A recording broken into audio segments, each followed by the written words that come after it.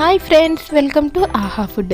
ఇవాళ మన tasty healthy instant recipe ఏంటో తెలుసా? ఆటా హల్వా.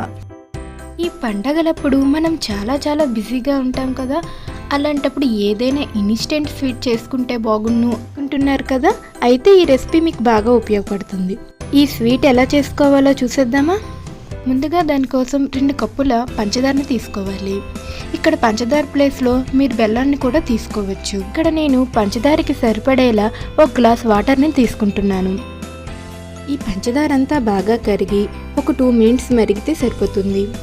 ఇలా స్క్రీన్పై చూపించిన విధంగా బబుల్స్ రాగానే స్టవ్ ఆఫ్ చేసుకుంటే సరిపోతుంది. ఇప్పుడు ఒక పెనం తీసుకొని దానిలో 2 కప్పుల నెయ్యిని వేసుకోవాలి.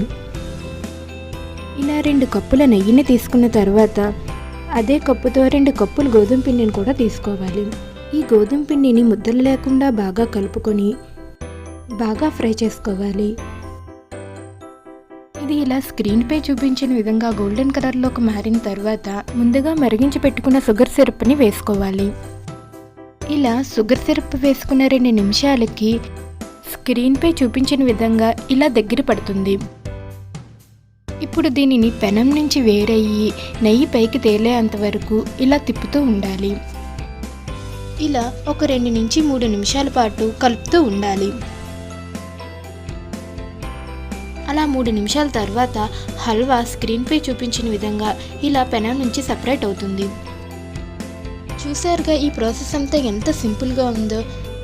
ఇందులో వాడిన పదార్థాలు కూడా 3 నెయ్యి, గోధుమ పిండి, పంచదార. ఇలా 3 పదార్థాలతో అప్పటికప్పుడు స్వీట్ తయారు చేసుకొని అందరి చేత మీరు కూడా ఆహా అనిపించండి. స్క్రీన్పై చూపించినట్టు ఇలా నెయ్యి పైకి తేలితే ఎంతో టేస్టీ అయిన హల్వా రెడీ అయిపోయినట్టే.